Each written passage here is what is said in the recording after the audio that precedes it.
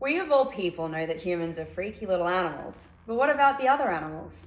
In Birds and the Bees, we are deep diving into nature and all of the weird, wacky, and hard to believe facts that make the animal kingdom, quite frankly, bigger freaks than us.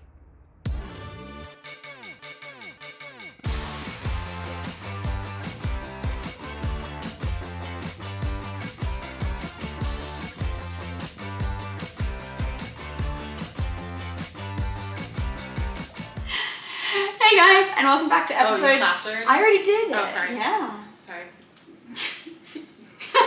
You can clap if you want. Yeah. Hey guys, and welcome back to episode 6 of the Birds and the Bees, and we have Riley Nixon on again. Why change it if it ain't broke? I love having one of my best friends on. So you got to choose the last two animals. Mm-hmm. So we did manatees. I want to call them manatees still. And we did polar bears. Actually, this does fit. Does it? Yeah. Okay. So we're going to talk about the animal that is most closely related to manatees. The elephant? Yeah. Perfect. We're going to talk about his little cousin, the I like elephant. elephants. Elephants. Have you ever seen one in real life? Yes. They look the coolest. They're very cool. Terrible, but as like a 5-year-old, the circus was in town and I definitely rode one. And it was so bristly. Yeah. I thought that was really interesting. They're really tough to feel. Mm-hmm. I volunteered in Thailand at an elephant sanctuary because in Thailand there's still a lot of landmines left over from the war That's terrifying. that they were a part of, and so a lot of elephants would accidentally stand on landmines and like below their foot, and then they would end up in sanctuaries. So Thailand's really interesting. They don't believe in euthanizing animals. And Like ever? ever. I love Thailand, please don't get me wrong when I say this, but I feel like their determination to preserve life is almost to the detriment of life sometimes. Like based on their like probably Buddhist principles. Yeah. Yeah, right. As a vet going there, it was so confronting. So this elephant sanctuary also had like a dog sanctuary attached to it, which was for dogs that had been hit by cars and paralyzed. And I really struggled actually going through that sanctuary because a lot of the dogs had like wounds on its feet from dragging itself around. They didn't have the money to put them all in wheelchairs and then manage them in wheelchairs. Because having dogs in wheelchairs is actually like it's a really difficult thing to manage. They get bladder problem. Like it was just, it was really uncomfortable for me to see them all dragging themselves around on this concrete space. Elephants though seemed to be a little bit more hardy because their legs are so big. So they seem to kind of cope, but there were definitely some very gnarly things that I saw there at that sanctuary. Interesting. They're that big that stepping on a landmine just like messes up their leg and nothing else. Well, at least the ones that I saw. I don't know if I just wasn't seeing the really bad ones and I was just seeing the ones that could be saved. Right. But I still really liked that sanctuary because it's one of the few where the public couldn't just go up to the elephants and bath them and interact with them. You could only be on walkways watching them from a distance. And really, I think that's where elephant sanctuaries and preservation is going now, because the whole point of having a sanctuary is so they can live their life in a way that isn't interrupted by humans. Right. As natural as it could be, like they weren't being taken care of. Yeah. And they still have a carer assigned to them, but that is like the only person that really interacts with them. And I think that it's a lot healthier for them. Yeah. So That makes sense. I really loved going to that sanctuary. I have some really cool photos. Maybe I'll throw them up at the end of this. Right here. Yeah. Between our booties. But they have lots of really fun facts. They're really cool. Okay, I'm ready. I just know they have really good memory. Yes, they have an excellent memory. They have one of the best memories of any animal. And I like that they hold tails. Yeah. I think that's really sweet. For ages, my tattoo rule before I started getting tattoos was going to be that my tattoos had to be related to a volunteer trip to do with vet. And so I wanted to get, and I might still do it, I wanted to get a watercolor version of elephants on my ankle holding trunk to tail because it's supposed to be good luck. Anyway, let's learn about elephants. Okay. They're really, really fucking cool. So their skin that is like super wrinkly, and you were talking about how you could feel it and it was really tough, right? That can store 10 times more water than smooth skin. Because if you think about wrinkles, it increases surface area, which then increases the amount of absorption that they can have. And that helps them to stay cool in really hot climates. Huh. That's so strange. Yeah. They literally hold 10 times more water. It's such a cool like adaptation. A sponge. Yeah. Interesting. Yeah. They are excellent swimmers. I feel like most people know that. We've all seen a clip of an elephant swimming. And they can use their trunk like a snorkel. I saw a video recently, actually, of an elephant that got stuck in a water hole and the water was rising in it. And they were trying to rescue them. They had to get the baby out first because the baby was about to go under, but the mom was using her trunk like a snorkel to breathe. So she was pretty much almost under. Wow.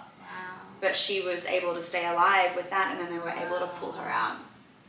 Do they normally, I mean, I guess it's like us, we can breathe through both of these holes, but we're supposed to breathe through this hole. Exactly, they're the same. Interesting. Yeah, so if she keeps her mouth shut, She can still breathe, yeah.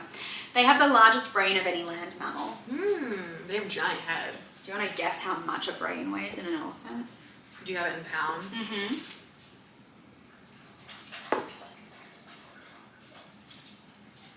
40. Interesting. Their brain weighs the same as... As Lowell's? Yeah. How many pounds are you, Lola? Well, she's don't a little... tell, you don't hear a woman's weight, but... 13. 13? Hang on, wait, no, so I'm thinking kilo. Oh, kilo, no! That doesn't make any sense. This is like a disaster. So it weighs, I was like, that seems like a small brain for an elephant. So it weighs like both of my girls. No, 13 pounds. My God, what is wrong with me? It's pounds. Half of Lola. Half of Lola is one. Wait. How big? Oh my God, I hate converting pounds to kilos. Is it 13 pounds? 13 pounds. Okay. Which is 6 kilos. So it's half of Lola. Because pounds are double kilos. Correct. So it's just half of her. And how big is it actually? I don't actually Yeah, know. I wonder like how like dense it is. So it's crazy that despite that, it's the largest brain of any land mammal, but it's also so small comparative to their body. Right. Then they also have such good memory, and I think that's really cool. Yeah, they might like utilize more of their brain. I think I need to utilize more of my brain. That was really difficult. It's like, what the fuck am I talking? The pounds to kilos thing as an Australian. Why does America have to be different always? I don't know. See, Canada technically... You use kilos, right? But no one does. Well, like in Canada, like if you're talking about your body and how much you weigh, you say it in pounds. But like at the store, all the packaging has grams, which is probably the same in Australia, right? yeah, but then the packaging also has grams here, I've noticed. Some of it does, but usually it's ounces. Yeah. I've like... Or pounds. Maybe it's just Amazon doing both a lot, because I guess it depends like where the product is coming from. Yeah. Anyway, that drives me nuts. Inches drives me nuts. Miles drives me nuts. Like, it's so ridiculous. Yeah. I feel like in Canada we use inches, but we use kilometers and not miles. Why? Canada. Stop trying to be friends with everyone. It's okay to pick a side. Jesus Christ. Anyway, my brain just exploded. 6 kilos-ish, 13 pounds. Okay, Same as 13 half pounds. of one of my dogs. Not 40 pounds. Oh my God, okay. This is going to be a long podcast. So the sounds that they make to communicate, they're so low that we can't actually hear them. Oh. Which is really cool. So it's mostly we would feel, or it would be felt as like a vibration, and they can be felt for miles. Like it's coming from their vocal cords? Yeah. Yeah. So like, yes, they trumpet, and we all know the sounds that elephants make when they trumpet, but most of their communication is not in a way that we can actually hear. Interesting. I think that's really cool. When you were talking about the memory, so they're I wonder if dogs can hear the elephant sound. I wonder too. They can hear a lot. Let's see. Can dogs hear the elephant vibration? Can you hear the elephant secret I bet you they could. Yes, they can potentially hear them, but not in the way humans typically perceive it. Right. While dogs hear a wide range of frequencies, including those in the ultrasonic range, elephants communicate using infrasonic sounds. Dogs may not hear those specific frequencies, but they might feel the vibrations caused by those rumbles. Interesting. So, as far as their memory, they'll remember, I want to say routes so bad, but none of you will understand what I'm saying. So routes. They'll remember routes that they take. I say route. They will remember individuals for years. There's quite a few videos online about people who rescued an elephant and then years later they see each other again and they remember. So sweet. Makes me bawl like a little bitch. So they have excellent memories. One thing that's really cool about elephants, we're talking about all the basic facts before we get to the crazy stuff, but they do honor their dead. So they go through, I don't know if you've ever seen videos of this, but like elephants will go through a mourning process. When someone dies, they all gather around. They show very like obvious signs of grief with the way that they talk to each other and the way that they move around. And they get really depressed. It has been reported by carers for a period of time afterwards. And I think that's really sweet. What, do they just like leave bodies? I guess. They don't like try to bury them or something. They don't try to bury them. They do have little rituals that they do that I'm going to look up to make sure that I word correctly because I don't know how to describe it very well. So they may gently touch and examine the bones or the body with their trunks. They may cover them with branches of dirt, but they don't try to bury them. They may place their feet on them. They have like a kind yeah. of That's sweet. They seem to recognize specific parts of the skeleton, which is so wild. Like the lower, oh, there's his like lump. or his tusk, Oh, right. or his teeth. They will sometimes revisit locations where a herd member died for years as if paying respects. They exhibit behaviors similar to human mourning, such as standing near the remains with lowered heads and droopy ears. Some have even been seen trying to lift or revive a dying or deceased elephant. And there are a few animals that have like specific mourning like rituals, but there aren't many. It's kind of a unique thing. Like not a lot of animals show that like consistently, but elephants are one of them. Women rule in elephant land. So they live in matriarchies. Love that. They live in herds with a woman as the leader. She rules them all. She's queen bee. They have very strong kinship and empathy towards each other as a result. See what we could have. I know. Society. Take notes, please, for the love of God. Have you ever seen an elephant jump? Can they? No. I was like trying to imagine them. Could you imagine? It would like crack the earth open. Yeah. Maybe that's why. It's by design. I kind of want to see it, but it'll never happen because they're so ginormous. I feel like the amount of muscle you would need to lift how much they weigh is like too much. They can eat as much as 600 pounds in a single day, but 300 is more typical. Okay. So they're it's interesting, they eat the same amount as manatees then, like the average. Yeah. Which is their little cousin. That's cute.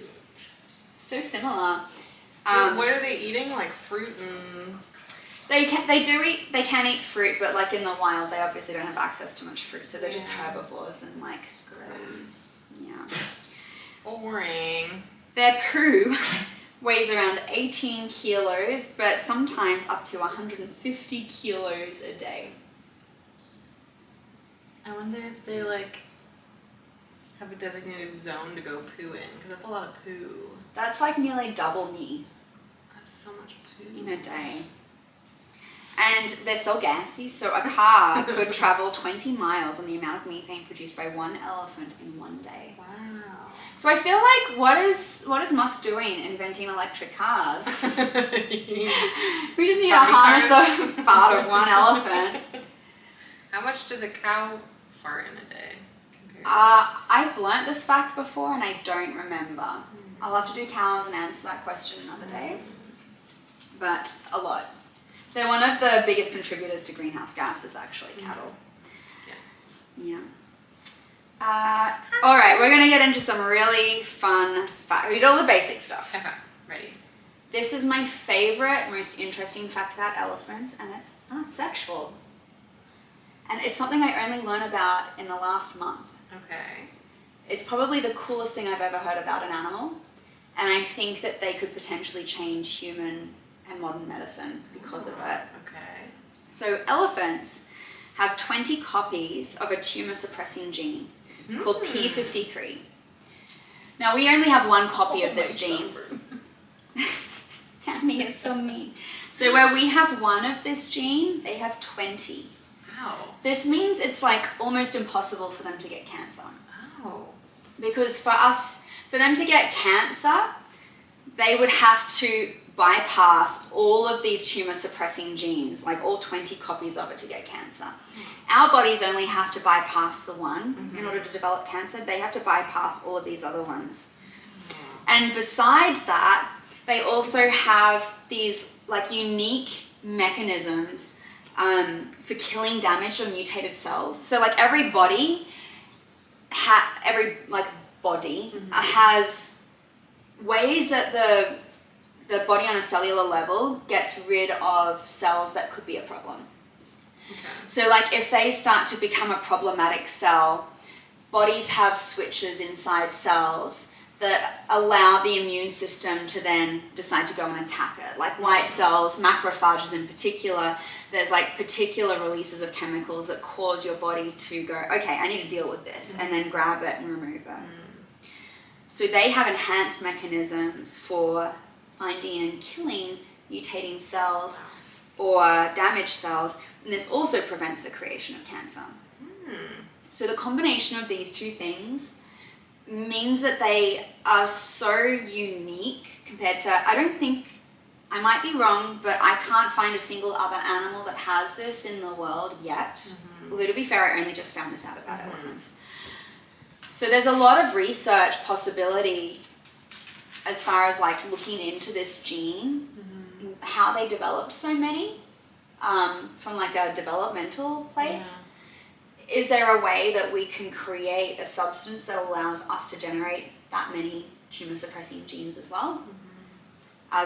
The tumor suppressing genes that they have, are they something that's conducive to humans? Can we replicate that in our own DNA? And if so, can we create a world where we can't get cancer? That would be incredible. That's crazy. I wonder if manatees have that, because they're so, I don't know if they're like so closely related, but I didn't find anything that talked about it, but my feeling from what I looked at with manatees is they're very hard to study. Like aquatic animals in general are harder to study because their habitats are so big. Yeah. And then manatees were often only seen in shallow waters during mating rituals, and it was really hard to see what was happening. So the tricky thing with zoology and like this, like the veterinary side of zoology, is it's really hard to like cross-correlate things between animals because what's good for one animal is not good for another. Right. Like for example, lilies are toxic to cats but not to dogs. So like there is like a site that you can go to that zoos have. So when I did a placement at Adelaide Zoo for a month when I was a student, and so there's this program that all the zoos buy a subscription to that you can log on to, and it's basically like vets that have figured out that other things have worked on other animals, and it's a way of all zoological vets around the world kind of cross-referencing to find answers, because a lot of animals in the world aren't studied because they don't have a purpose for study. I wonder if there'd be something about it on there. I don't have access to it. But maybe what I'll do one day is I'll try and get a zoological vet on, and I'll pre-write questions like this. that would be cool. And do like a recap of like podcasts and like the hardest questions that I couldn't answer and then see if they can tell us. I think that could be a really cool thing to do. That would be interesting. I think we know someone that works at the zoo in Santa Barbara. Really? Yes. I don't know where. Oh my gosh. I'll just shoot Bob Irwin a message. Anyway, so that's my favorite fun fact of elephants. That's so fascinating. Because cancer is something that it's so easy to develop when you learn about it on a cellular level.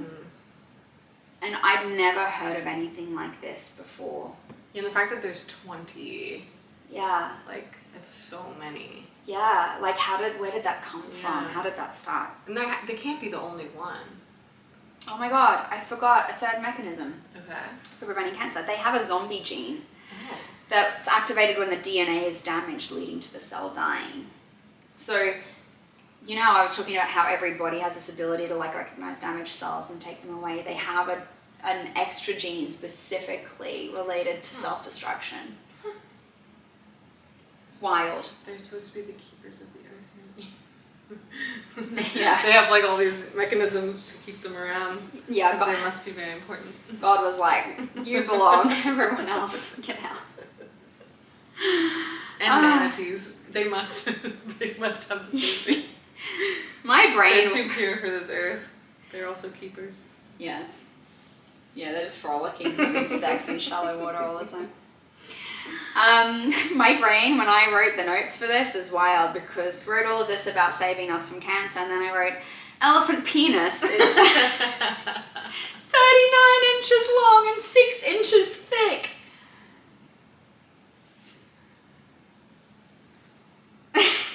I'm trying to go by like a I feel ruler. like this would be about 6 inches, right? Like a hand width.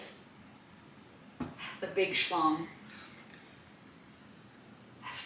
That scares me. That's Makes me terrifying. Yeah.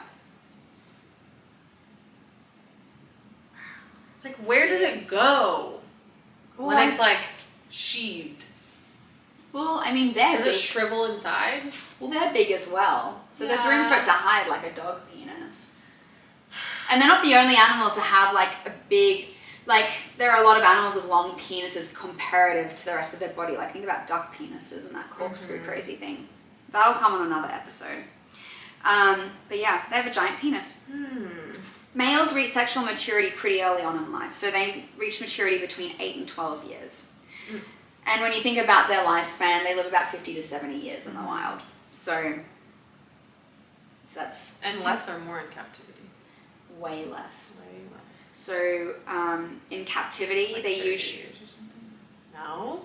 17. 17? And attempts to breed in captivity have been largely unsuccessful.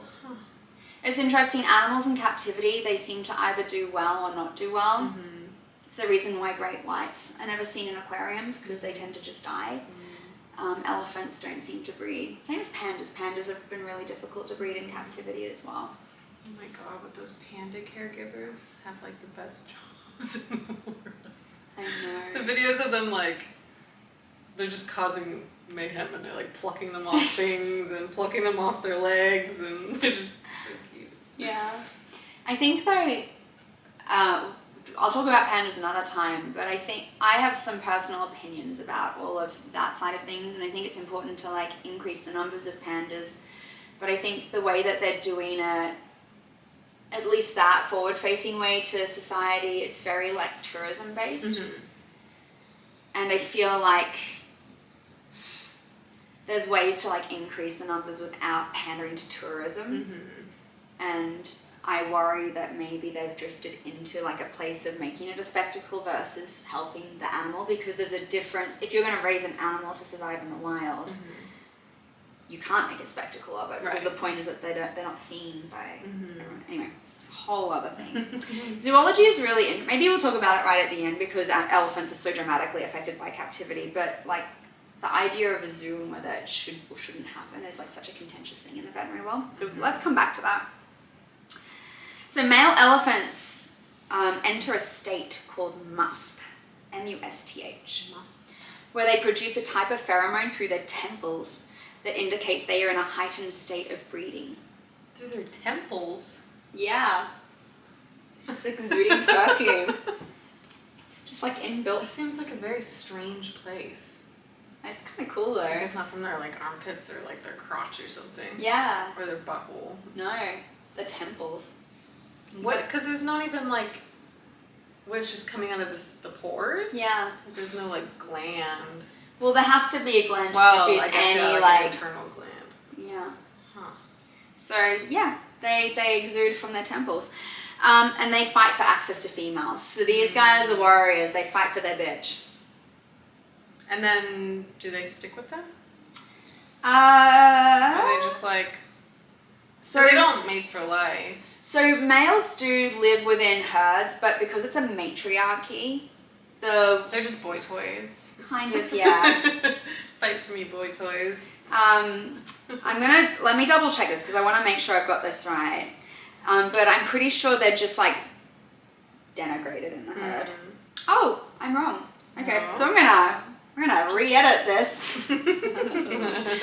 So the males actually, they typically leave the herds that they're born with between the ages of 12 and 15. Okay. And they join bachelor herds, or they live in a solitary herd. Interesting. Yeah.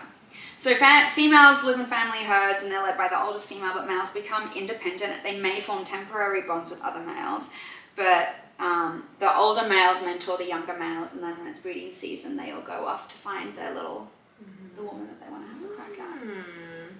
Yeah. But the males, they don't choose to leave their birth herd. The mum pushes them out. Just like, bye. Very much like us. I don't blame them. So apparently, looking at this, young males will often join the bachelor herds for companionship and social interaction. Like they just want friends. Just want to bro out. Yeah, which is kind of adorable. Because they've been kicked out of the house. Yeah. The other cool thing with their anatomy is they have this thing called the Jacobson's organ on the roof of their mouth. They're not the only animal that has this organ, but that organ detects the reproductive status of females by collecting and smelling their urine. So urine is no wonder... In your mouth? Yeah. So no wonder, people get all weird about golden showers. I have pizza. Just a tiny little crumb. We had a little snacky break. Sorry. So, sorry, not sorry, that was delicious pizza. A lot of animals use urine to detect whether they're into a girl or not. So I don't know why golden showers are so frowned upon as humans. We're actually one of the few animals that kind of feel weirdly about it. So basically, dominant males will guard a female from other males and might mate with her multiple times, and the way that they choose that woman is by tasting their urine. Yeah. They all taste different. All the urine. They must. Well, all of ours do. Yeah. You know what I would love to look up is if humans have been researched as to whether our urine changes when we're in heat or not. I'm going to Google that in a second. They have the longest gestation period of any land mammal. Fuck being pregnant for this long. 22 months. Absolutely. I don't want to be signed up for that crap. I have watched several elephant births.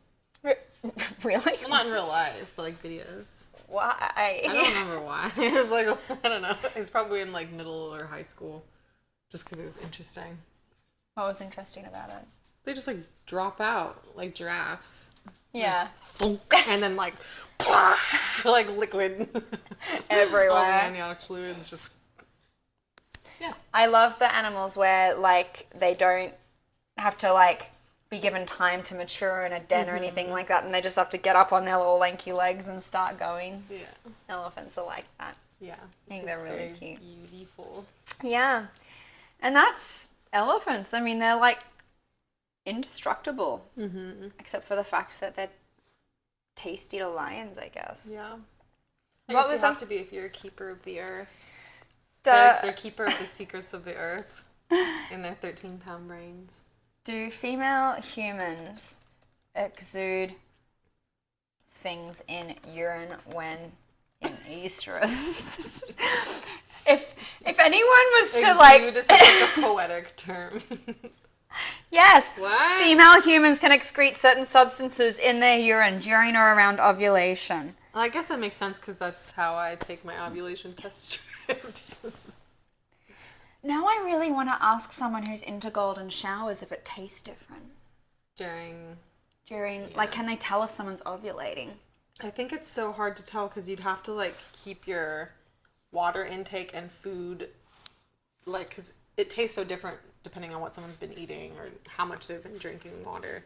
So it's like you'd have to like keep those things at an exact amount to be able to like tell the difference, I think. Maybe, but maybe not. Like, because, I mean, any other animal, they're not thinking about how concentrated the urine is when they're testing to see if a female's in heat, or they're smelling something as well. Yeah. So I want to like now ask a golden. I'm gonna make this a podcast special if I can find someone to come on with Golden their shower boy. Yeah, I will blur your face. I will change your voice. But if you are into it, can you message me so we can answer some of these questions? Because I'm actually really curious about this, because I don't know if this has been studied in humans because it's such a taboo topic, right? Yeah. The other thing I wanted to circle back to is zoos. Like, what's your stance on zoos, actually? I'm curious. I think they vary so much, like zoo to zoo. Like, there's obviously zoos in some other countries that are still operating as like a strictly tourism situation, and they might not do much like conservation type work. I have lived in California since I was 10, so I grew up going to the San Diego Zoo, which is like big on conservation, and I think they function a lot differently than some other zoos. And then they also have like the Wild Animal Park, which I always liked because there's not really like, well, there's definitely not like cages, but it feels like you're just more immersed in like Africa. Like you're like, they're just kind of like roaming. They're not like sectioned off into like their own little enclosures. Yeah. Which is better probably. So in your head, it feels more similar to the wild than captivity. Yeah. Yeah, because there's just giraffes wandering around and like zebras, and they're not like in little tiny enclosures. Yeah. Which feels better for us. Yeah. But I'm no expert. I think it's a really good way to look at it. For me, I think in an ideal world, we don't have zoos. Like, if we lived in a perfect world, I think the idea of having an animal put on spectacle, I don't love. But animals get injured, animals become endangered because we are doing it to them. Like, we are the biggest pest on this planet. And I think that there are sometimes situations where an animal cannot go back to the wild. They might be too injured. I think that's the instances where zoos have a really great place. But I think the key is showing the world how we have created that problem. And instead of teaching someone about how cute is this animal and look how this is the way it normally lives, I think it's really important to have the conversation of, this is how we have affected their life. This animal should be out in the wild, but it's not because this happened to it. And now we have a responsibility to take care of that animal. But in the wild, this is what we would actually see. So I think if zoos were only taking in animals that couldn't be released, and if they were actively trying to help get injured animals back into the wild, I think that's where zoos have a place. But I think we've moved on from that world, or we are moving on from that world, where seeing unique and interesting animals that you don't see every day in an enclosed, confined space is like cool. You know what I mean? But I think that zoos have an important place in conservation for sure. Anyway, so that's elephants. They're so magical. Yeah, literally like, magical. Actually magical creatures. Yeah. Elephant would be a good animal to be reincarnated as. I think they have pretty good lives. Yeah. Well, I feel like we as humans are trending towards all the women just want to live together. Matriarchy. I wonder if we will move into a matriarchal kind of. I think we're a long way from that. I think it's inevitable. It's inevitable. But it's a long way off. Yeah. Anyway, Bye. God is a woman. At least she used to be.